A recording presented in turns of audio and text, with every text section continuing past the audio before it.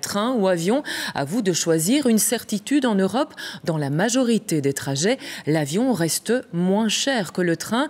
Greenpeace a fait les comptes et comparaisons et l'argument écologique semble bien balayé par l'argument financier. Détail avec Guillaume Dujardin et Aline Delvoye. Embarquer dans un train pour voyager en Europe, c'est parfois presque un luxe.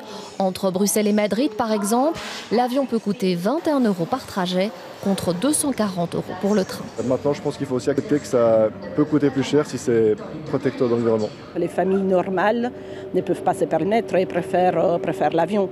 Parce que dès qu'on est une famille nombreuse, les trains n'est pas concurrentiel. Et pour ceux qui voyagent en avion, certains regrettent cette différence de prix. C'est honteux. Mais ne sont pas prêts à changer leurs habitudes. J'avoue, je préfère voyager en avion, c'est plus rapide. Moi, je ne voyage pas en train, je voyage qu'en avion, pour la rapidité.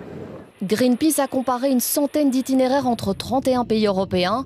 Résultat, au départ de la Belgique, par exemple, 60% des trajets sont plus chers en train qu'en avion. Les compagnies aériennes ne doivent pas payer de taxes sur le kérosène et en plus de ça, elles ont aussi une exemption sur la TVA pour leurs billets internationaux, ce qui n'est pas le cas pour les compagnies ferroviaires qui, elles, payent le prix plein au niveau de l'électricité et n'ont pas d'exemption de taxes quand elles passent des frontières.